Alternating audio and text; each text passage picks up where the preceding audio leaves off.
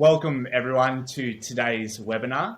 Today we'll be exploring the key trends shaping a low carbon economy. This week we had COP26, the global summit in Glasgow, where countries from around the world have committed to reduce methane emissions as quickly as possible. Australia, somewhat of a laggard in the space. However, despite this, I'm very excited today as we have a number of companies playing a key role in the global push towards net zero emissions by 2050. We're joined here today with our partner, Rudi Filapek-Vandyck, founder and editor of FNArena. We have here with us David Paterson, Chief Executive Officer of Trobe Magnesium, Wayne Best, Executive Chairman of Nanollose, Trevor Matthews, Managing Director of Vault Resources.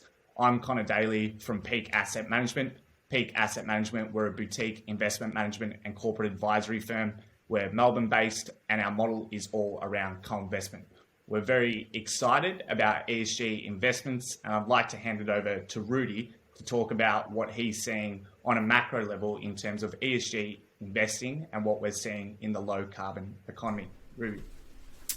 Thank you, Conor. I think to truly understand the importance of what is happening right now, and this event, of course, is only covering a very small part of that. I think to understand the true importance for investors, we have to go back to the share market in general and what has happened in the Australian share market over the past 10 years. As I like to say to people, this is not your grandfather's share market anymore. And I recently did some calculations and just to give a few data to catch investors' attention. If you had bought 10 years ago shares in Technology One, then your return today would be more than 1,000%. And it's not like the Technology One shares hadn't performed in the years leading up to that point. Similarly, if I had bought shares in ResMed, it would have been more than 1,100%, and a stock like Fisher & Paykel Healthcare would have performed even 100% more. Now, we can all discuss value versus growth and how the share market has changed and all of that. But I think the one message here is that if you look at arm's length at the share market, then all these stocks can easily be identified as having very strong trends which supports their operations. I mean, yes, we can all talk about management, balance sheet, the metrics and all of that, but the trend is your best friend when it comes to investing. And I don't think we have to go very intelligently about this. It's very simple. If you ride a push bike and the road goes downhill and you have the wind blowing in your back, it's a much easier way to travel than the other way around when you have to go uphill and the wind is blowing in your face. Now, why is this important? Because I believe that at one point, exact timing unknown, but it will happen in the commodity space as well, that those sectors that have strong trends supporting their operations will at some point distinguish themselves from the commodities that will have the headwinds and the road uphill. And while that's not always very clear in the short term when we watch day-to-day movements, I'm pretty confident that if we take a 5 to 10 year to maybe even a 20-year view, that will be the end conclusion that will be drawn from investment returns over that time period as well. And we will all look back over our shoulders and we go, in hindsight, it was so easy. We only had to follow the trend. And I think that should be the key message from events like today, from our presentations today. And I would say to investors, use it to your own benefit. Great. Thanks for that, Rudi. That's very interesting. And what we've seen on our end from Peak is that there's an unprecedented flow of money, in particular going into ESG investments. David Paterson, welcome. Thank you for joining today's webinar.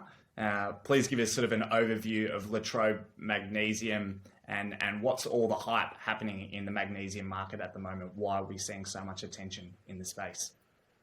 Well, Latrobe Magnesium converts brown coal fly ash, which is a waste product that sits in ash ponds, into magnesium and other products. Primarily cement substitute is the secondary product. It's taken some time to develop the hydromet processes that we have patented worldwide that can do this. And the beauty about magnesium, it's the lightest, strongest structural metal, and therefore they call it the green metal. Bit of a misnomer because the actual CO2 produced by China in the initial production can be anywhere from 20 tonnes of CO2 per tonne of mag up to 40 tonnes per tonne of mag, depending on their power source. So if it's coal, it's higher. If it's hydro, etc., it's a bit lower. Our process produces some 10 tonnes, so it's 50% below the average, or more than 50%. And if we decarbonise, which is in our plans, to look to renewables, because we use gas at the moment as a heat source, so if we look to go to a renewable form, then that basically will be down very close to zero. Very good for marketing magnesium because magnesium is mainly used in the big growth recently is in automotive sheet, and automotive sheet you require 5 to 6% of mag in it. And that is making panels in cars today. So when you get to electric vehicle EV cars, which are actually 25% heavier than ICE cars of the same size, because of the weight of a lithium battery, everyone's looking to lightweight those cars to get it down. So in other words, you can go further, less CO2 emissions, you can go faster as well, and of course they're strong. So before you go into other uses that are being developed for magnesium, like hydrogen storage, you store it as a mag hydride, and then you put water on it, and you release hydrogen and oxygen. So it's a great storage vehicle. It has 2 to 3 times the capacity to store the lithium. So there's a lot of work going into that in the research at this point in time. And some actual liquid metal batteries are being marketed in the States because they've done the work. So they have for grid storage, very big liquid mag batteries, and they perform better than lithium because lithium in the States, they've had about 20 major fires in storage, in grid storage. So not in cars at this point in time, but it's basically the bigger parts. So basically, the mag market is 85% dominated by China, and what's recently happened, whether it's this, well, it's two things. They brought in a Reform Act which said we centre on both high energy users and high CO2 emitters. So they've shut down in end of September. They shut down 18 smelters and reduced the capacity in 30 smelters by 50%. So that effectively meant all the exports of mag that fuel the rest of the world in their cars, in their aluminium cans, and in the steel business is not moving from China. So the price went from $3,000 US to about $10,000 US in the space of about 1 or 2 weeks, and it's come back again to about 8, but it's still a crazy price. It's the highest priced ever for mag, even after the GFC when the normal commodity peaks were seen.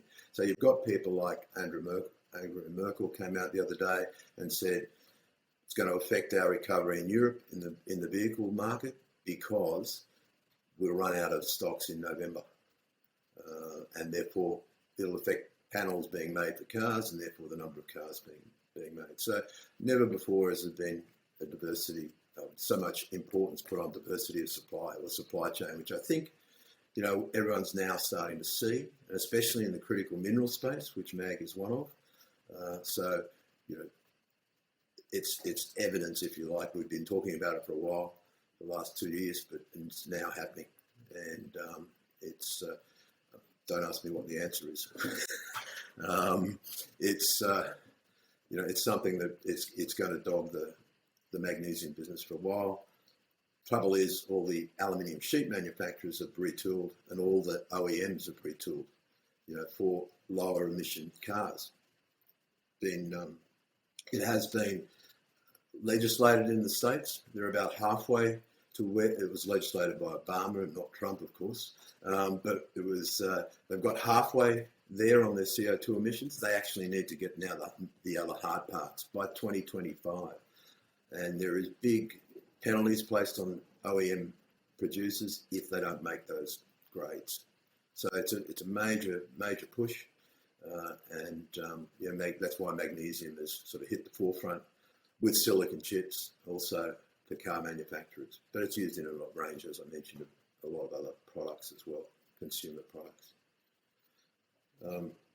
So as I said, we're developing a process. We're in construction. The design and engineering part of that construction phase at the moment, which we hope to be out of in January. We'll have our packages tendered, and we'll be commissioning the plant December next year. So it's basically a 12 months turnaround from January. And then we'll look to expand that straight up to 10,000 tonnes. And we made an announcement this morning that said that will generate 110 million of revenue and about 42 million of EBITDA. So, and a lot of jobs in the valley, which the Latrobe Valley. So that's where we're based, of course, close to the brown coal fly ash. Thanks for that, David. That was very insightful. And I think for investors back home, one thing to note that's very important, and what we liked about the company, is the fact that you're an ESG credentialed metals producer, meaning, you have a patented tech that basically can produce magnesium with 53% less CO2 than the Chinese manufacturers. This is important because the automakers, the concrete manufacturers are looking for magnesium that's produced more ethically friendly. So it's fantastic to see where you are, and we wish you all the best. Trevor Matthews, thank you for coming on board. Please give the viewers at home an overview of Vault Resources and what you're doing. Sure. Thanks, Conor, and thanks to FNArena and Pete for the opportunity to speak today and explain a bit about Vault and what we're about. So Vault's a key supplier of, a switch to new energy in being a graphite producer. So we've all, we're hearing about the big macro sort of events that can really drive markets. And of course, the biggest change probably since the Industrial Revolution is, the switch from hydrocarbons to new energy, and as part of the decarbonisation globally. So, and we're a key part of that. What Vault is doing, it has two key projects in graphite, one operating mine and processing plant in Eastern Europe in Ukraine, and also a developing project in Tanzania in East Africa. We've been working on a integrated supply chain approach to our plans, and we plan to be a globally significant and diversified graphite and battery anode producer. Our whole plan is based around integrated mine through to battery anode supply in both Europe and the United States. And a key part of our strategy is the development of our mining projects, which are in pretty good locations. The outlook for or the requirement for graphite, why it's so important in terms of the switch to electric mobility and EVs and other forms of electrified transport. Then when you look at a typical 30 gigawatt hour battery mega factory, how much graphite do they require? It's about 33,000 tonnes on average. That compares with 25,000 tonnes of lithium, 19,000 tonnes of nickel, and about 6,000 tonnes of cobalt in a standard NCM battery. So the graphite's a key battery mineral used in the production of lithium-ion batteries, and consequently important for a low carbon future.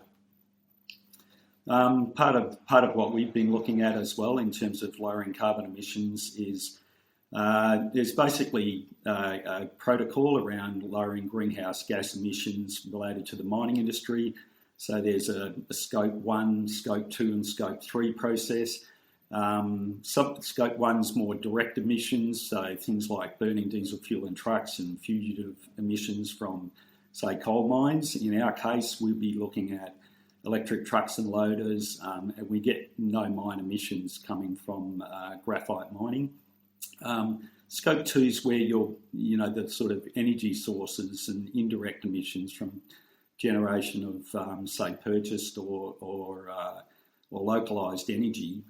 In our case, we have good sort of opportunities in renewable or low carbon energy sources. So in Tanzania, we've got solar and battery energy facilities with power supply backup, and there's quite a large grid hydro project in the location of our mine in southern Tanzania. In Ukraine, nuclear and renewables already make up 46% of the grid energy supply. So, but there are other opportunities to look at renewable forms of energy in a localised sense to reduce carbon footprint even further.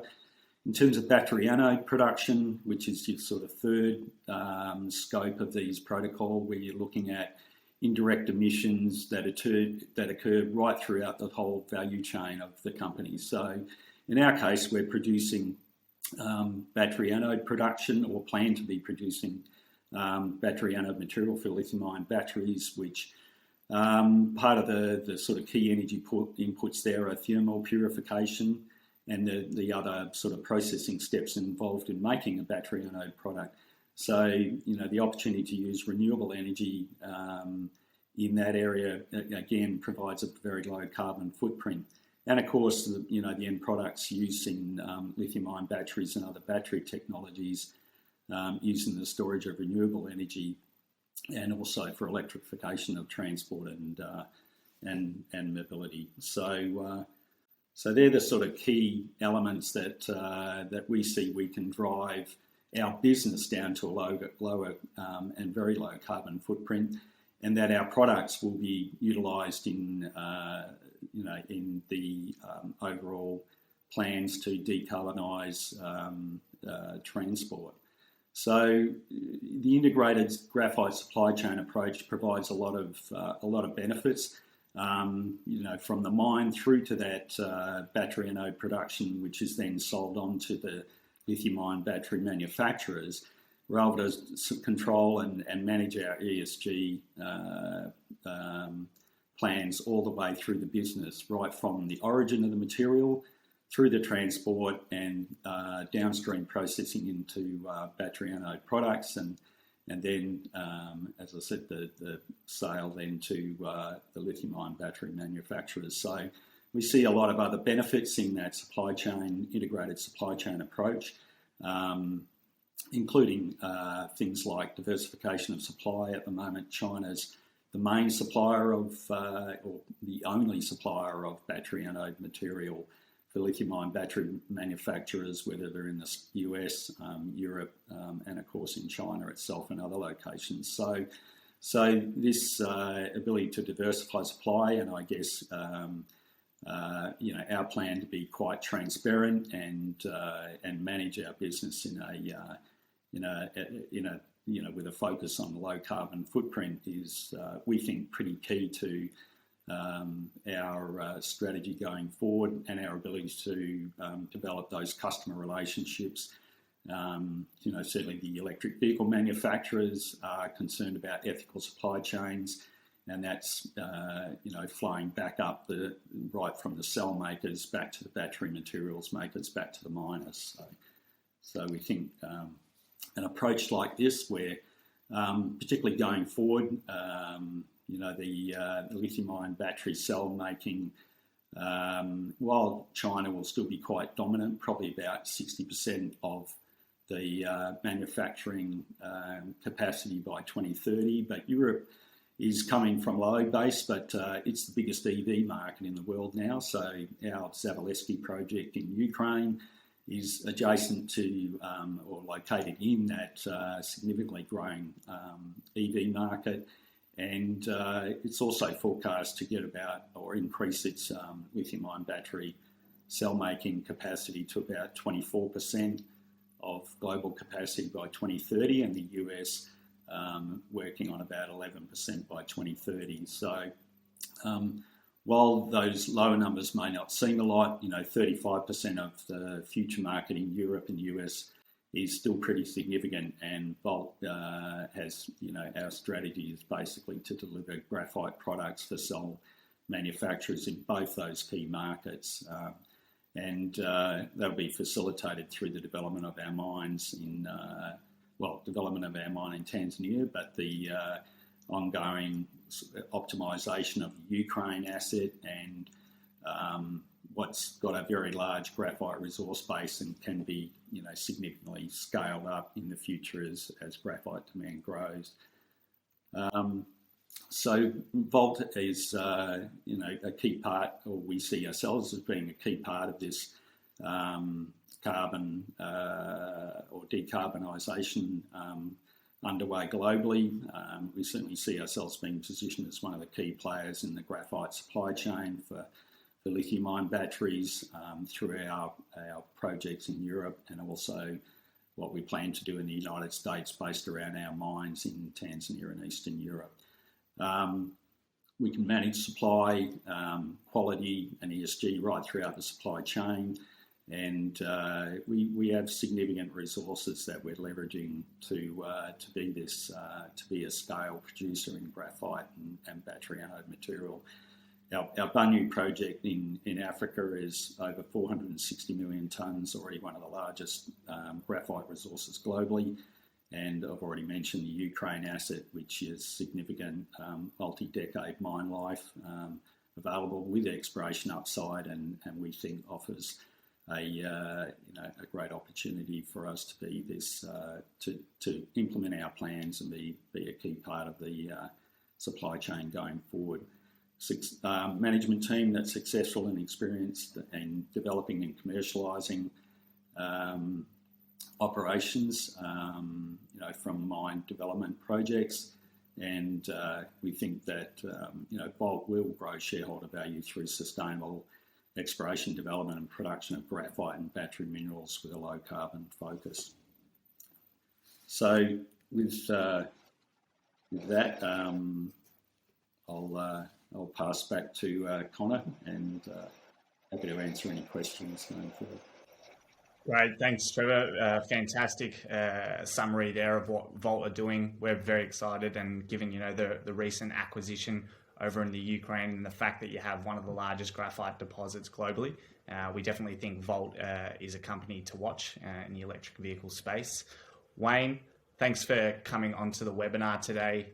We're seeing an increasing push from consumers and fashion houses globally looking to source ethically produced materials. And on that note, please give us sort of a summary of NC6 Nanollose and what the company's doing. Yeah, thanks, Conor. So Nanollose essentially is a biomaterials company. We're developing a sustainable form of cellulose made from waste. So you might not be familiar with the term cellulose, but we use it every day.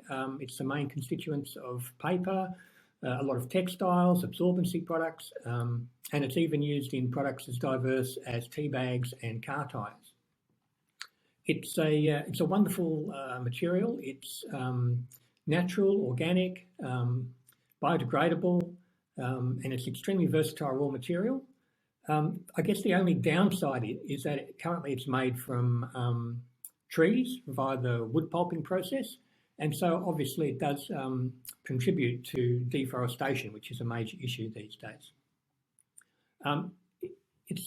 Nanollose technology is applicable to a wide range of products, but we've decided to initially focus on the textile and fashion industries. And the reason for that, I guess, is first of all, the market in this area is absolutely huge. And importantly, the margin elasticity is also very high. And by that, I mean, you can go out there and buy a t-shirt for $5, or equally, you can go out there and buy a very similar t-shirt for $500.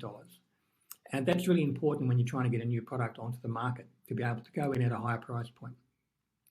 Some of the other reasons we've tackled that is the industry is crying out for sustainable solutions, and there's fairly low barriers to entry in this field compared to, say, biotech or something.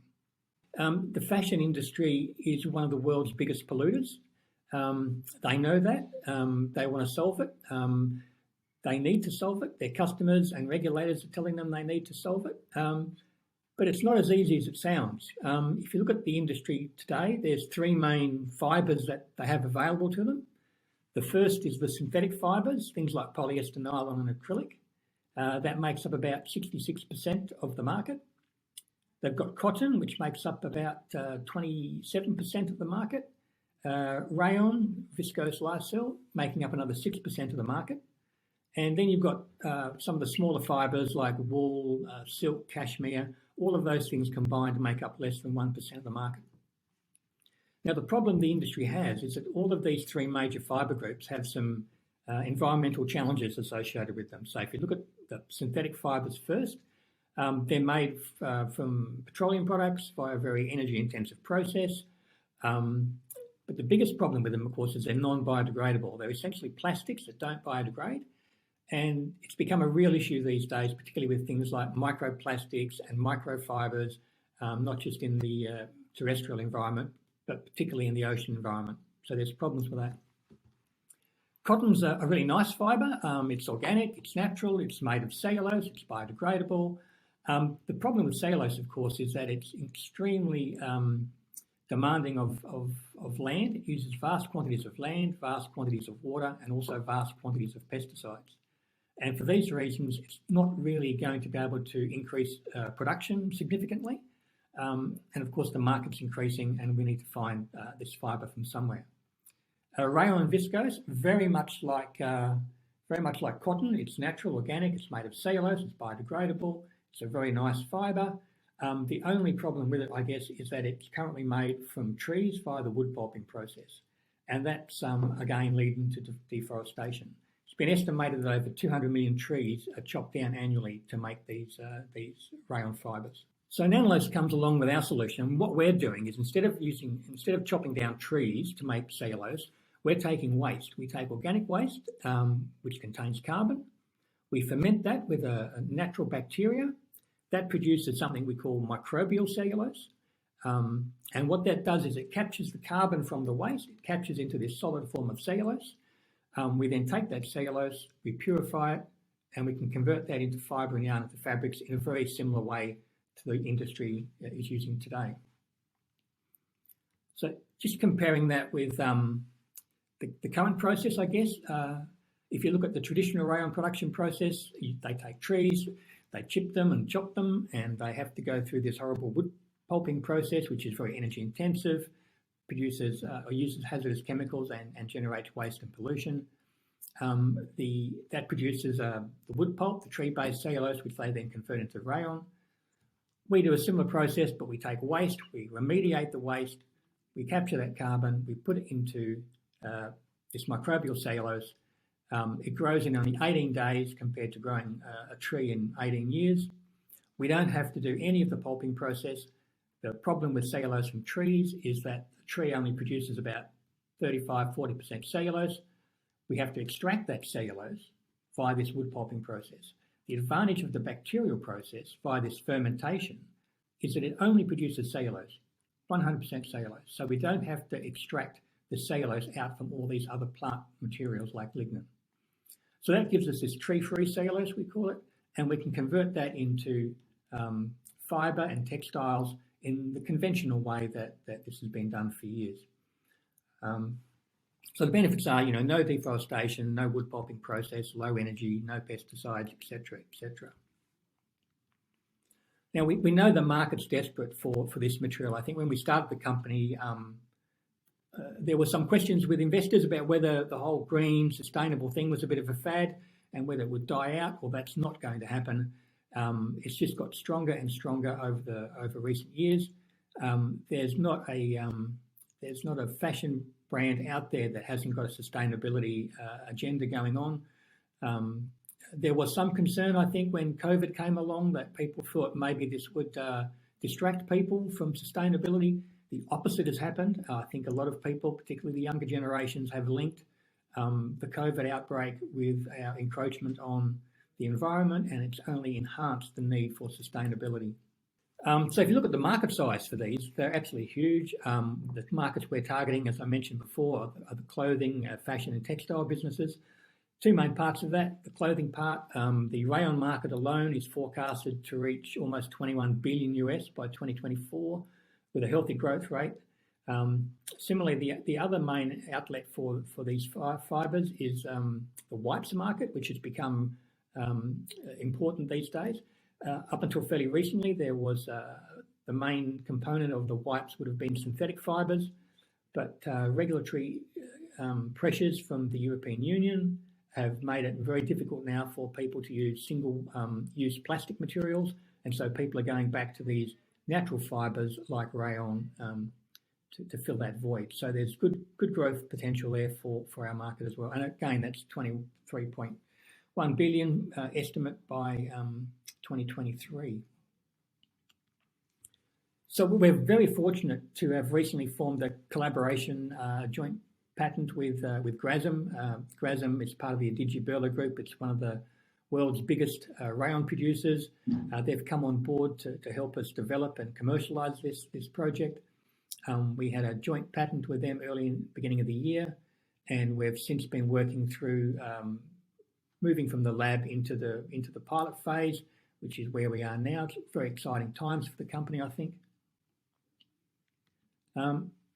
As well as having a collaboration with Berla or Grasm, we've got a collaboration with the Coty Group. The Coty Group are one of Europe's biggest manufacturer of personal wipes.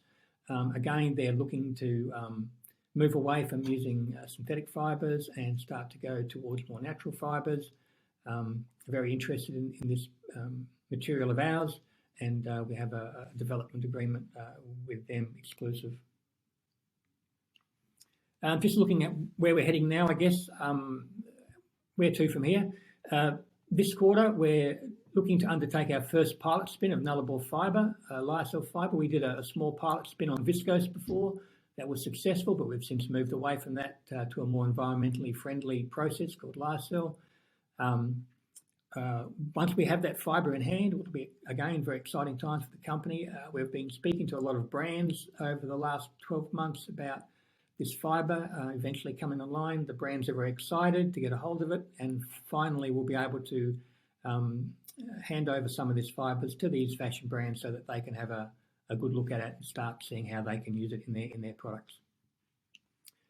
Early next year, we'll start to continue this process and build on the first pilot spin by doing some additional spins, getting more fibre available, being able to push it out to more brands and so forth, particularly when it comes to things like our the new Folium fibre for our non-woven applications.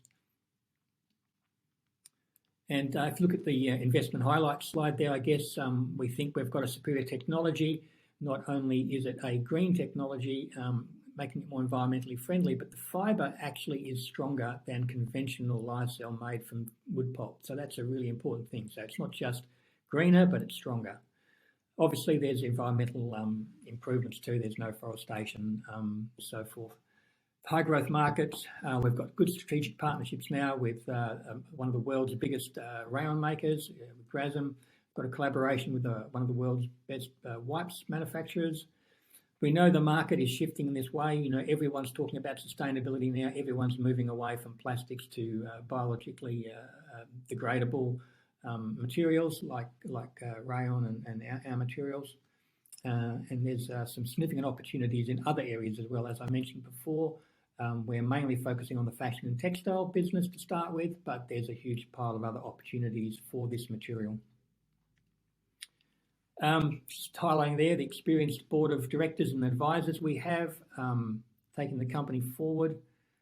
So I hope I haven't taken up too much time, but that's us in a nutshell. Fantastic. Thanks for that, Wayne. Now, David, coming back to you, we have a question here from the audience. Why are players looking to diversify supply chains away from China, where 85% of the world's magnesium is produced? And how can Latrobe benefit from this push? Well, I mean, China actually, as you mentioned, produces 85%. Half of that goes to the export market, and that goes to Japan, who have no mag producer. It goes to the North Americans, who have one mag producer, and it goes to the EU, who have none. So you've got a major reliance on China. And what's happened since September, middle of September, is China has actually, as I mentioned earlier, cut down on production. And what that means is the exports haven't gone out. So they're reneging on contracts in Europe, which are 12-month contracts that they have, and they haven't honoured those contracts. So since we knew this was coming, because since the OEMs committed to retooling, as I mentioned earlier, the they have to use magnesium now in the aluminium sheet to build a car. And, they spend billions, or probably hundreds of billions actually, retooling the whole industry. And as they are to go to the next stage with electric vehicles, and if they can't get the material, then that's it. They can't produce those sheets. There's only 2 producers coming out of being developed at the moment, one in Canada, one in us, and everyone else is a net importer. So the other producers are in Brazil, Russia. Russia imports 10,000 tonnes per annum, and there's no production coming out of Brazil because of the VW factory down there that build cars. So, it really is a problem. It takes a long time, as it's taken us to get a magnesium project up and operational, and it can't just be rectified overnight, and that's the problem. So why is it good for us? Basically, in the last month, we've had 20,000 tonnes required of us or asked for. So that's just the initial reaction to big players around the world that are saying we're not going to rely on China anymore. It's what's happened in the rare earths previously. Japan was relying on them. It wasn't only just the price, as in the magnesium price has gone up, it's actually in the supply. You just can't get it. When you're making major products that rely on it, then that's a double effect. So that's really what's driving, I suppose, the mag market and a diversity to supply to change the supply chain. I mean, the other benefit for us is, of course, we're a very good talking about CO2 emissions. Every OEM is looking to reduce CO2 emissions, and of course, if we can walk up to them and say you've got a half to in the future, a full start off your CO2 emissions, then that's a better product to buy than something's coming from China as well. So it's a quality of product as well because of the ESG, the environmental situation. Fantastic. Thanks, David. And one more question. What benefits do magnesium-ion batteries have over lithium-ion batteries? We've seen a huge hype on lithium-ion batteries here on the ASX. What potential do magnesium-ion batteries have? Well, as I mentioned, if you're using it for solid state, big grid batteries, they've had issues in the States. They've had, as I said, 20 major fires. So everyone's been looking around for other product. Magnesium traditionally is, the 7th most, or dolomite is the 7th most abundant mineral in the Earth's crust, and therefore you've got plenty of it. It's cheaper than lithium. It's recyclable. So what actually happens in a liquid metal battery, it actually recycles and remakes. So you have longevity, you have got better storage capacity, and you've got a cheaper product. And that's what's driving the if you like, the R&D in that space. I mean, you've had people like Gates invest 200 million in commercialising one company together with Tootle. So you've got these people that are coming into that market to commercialise those products. Fantastic. Thanks, David. And Trevor, back to you. We have a question here. As Volt plans to become a globally significant battery and anode material producer, how does the company compare with others that have experienced a lot of traction, such as EcoGraph? I guess, our strategy is looking to where we've sort of focused on where our projects are located, and particularly the opportunity to acquire the Savaleski project in Europe. As I mentioned earlier on, Europe is the biggest EV market now. It's growing its lithium-ion battery, or just generally battery making capacity, pretty significantly. And that's going to continue right throughout the course of this decade and probably the next decade. So as we switch to more and more EVs on the road, so we positioned ourselves in the key markets logistically. We're in the right hemisphere. We're right in the right continent. When we're looking at European supply, it's not that far across to the United States as well, which is another growing market that we see opportunities to become a downstream battery anode producer. and we can supply from our own integrated mine developments. Some of the other companies are really just part of the chain, so perhaps just being a battery anode manufacturer, but with no graphite supply. So then you're into transport and logistics from mines that are located all around the world, bringing them into your processing facility and then exporting them into another hemisphere, is a big carbon footprint in itself. And we've seen, all the issues around supply chain disruption, through COVID. It's not to say that those things won't occur again in the future, not COVID, but maybe some other issues. But I think the capacity, the ability to be a supplier right in your key market with a low carbon footprint, with reliability of supply, with a significant resource base to, develop your future plans and expansion to be a key market participant in the future, are all pluses, I think. Fantastic. And another question from an investor: when does Volt expect to lock in offtake agreements to sell SPG graphite to the lithium-ion battery cell manufacturers? Sure. At the moment, we're going through, we're doing cycle testing with the Bunyu material, and as part of that, we produce coated, spheronized, purified graphite, CSPG, or battery anode material, as it's probably more colloquially known. So there's a certification and qualification process to go through. So at the moment, we're engaged in discussions with cell makers, supplying samples. Then the next move would be get into small-scale production and continue, that qualification and certification process. What you've got to remember is look for disposable lithium-ion batteries and consumable goods. Battery life doesn't matter so much. People throw phones away after 2 or 3 years these days, or electric drills, or whatever they're using consumer goods for. For EVs, you've got to, and the EV makers want batteries that are reliable over the life of the vehicle. So there's a lot more focus on product quality and the certification of your product to be used in lithium-ion battery to go into an EV manufactured vehicle by a lot of the big, car OEMs. So we're in that process, and we expect that as we go through this initial phase and we start to